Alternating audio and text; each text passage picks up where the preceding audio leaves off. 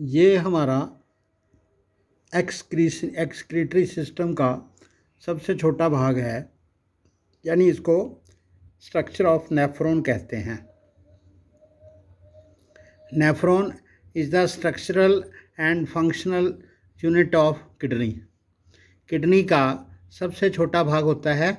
एक किडनी में 10 लाख तक नेफ्रॉन होते हैं। तो एक नेफ्रॉन में ये फिल्ट्रेशन होती है, ब्लड से यूरिन बाहर निकलता है। तो यहाँ पर ब्रांच ऑफ रेनल आर्टरी, जो रेनल आर्टरी है रेड कलर की, वो किडनी में एंटर होती है। तो उसकी 10 लाख ब्रांचेस हो जाती हैं। एक ब्रांच उसकी रेनल आर्टरी की ब्रांच जो है यहाँ पर एंटर करती है। ये एक बो की तरह का शक्ल है, कमान की तरह, मतलब धनुष जैसा होता है वैसे है। ये है बोमेन्स कैप्सूल। कैप्सूल का मतलब छोटा सा यूनिट है, ठीक है। इसके अंदर ये नाड़ी जो है ये बहुत सारे हिस्सों में बंट जाती है, ठीक है। गुच्छा बन जाता है इसका, यहाँ पर गुच्छा बन जाता है। तो ये जो गुच्छा है इसको हम ग्लोमेरुलस कहते हैं। याद रखना, इसको क्या कहते हैं? ग्लोमेरुलस। ये ग्लोमेरुलस जो है ये एक गुच्छा है। यहाँ पर इसकी जो नाड़ियाँ हैं बहुत बारीक बारीक नाड़ियाँ हो जाती हैं, और ये नाड़ियाँ पोरस होती हैं।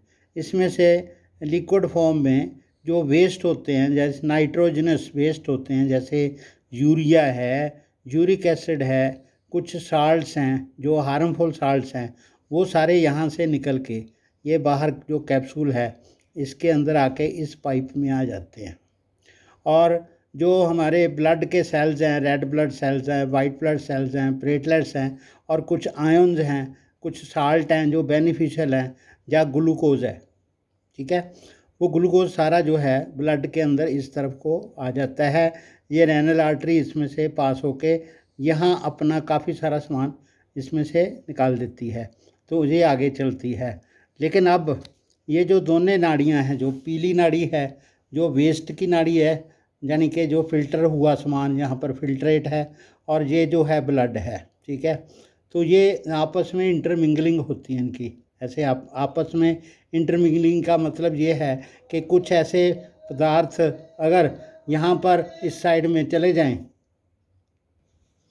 तो इंटरमिंगलिंग का मतलब है कुछ ऐसे ग्लूकोज जैसे कुछ सब्सटेंसेस ऐसे होते हैं जो इस तरफ को पास हो जाते हैं, वो इसमें रेड जो ब्लड वाली पाइप है उसमें वो वापस आ जाते हैं, ठीक है। कुछ हिस्सा इनका वापस आ जाता है।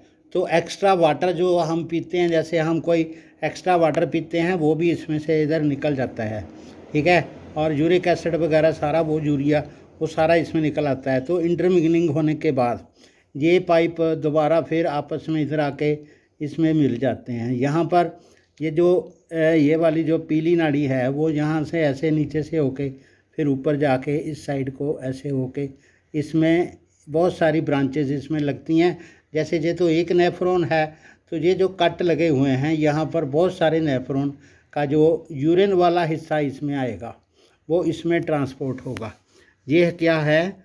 हमारा कनेक्टिंग डक्ट है जो यूरेथ्रा के साथ कनेक्ट होने के बाद किडनी से बाहर आएगा। जो 10 लाख हमारे ऐसे स्ट्रक्चर एक किडनी में होते हैं। ऐसे हमारे 10 लाख स्ट्रक्चर्स होते हैं जो किडनी में होते हैं। दोनों किडनी में 20 लाख हो गए, ठीक है। तो एक जगह पे यहाँ पर बोमेन कैप्सूल में इसकी फिल्ट्रेशन होती है। तो ये सारा स्ट्रक्चर जो है भगवान ने ऐसा बनाया है कि इसमें से जो हमारे ब्लड को छान के उसमें से जो यूरिक एसिड, यूरिया, जो हार्मफुल सब्सटेंसेस हैं, नाइट्रोजनियस सब्सटेंसेस हैं, वो सारे यूरिन के रूप में अलग होके रेनल जो यूरिथ्रा है उसमें से निकल के यूरिनरी ब्लैडर में चले जाते हैं। और ये जो ब्लड है हमारा प्योरीफाइड ब्लड, यहाँ पर ब्लू बन के यहाँ से बाहर निकलेगा।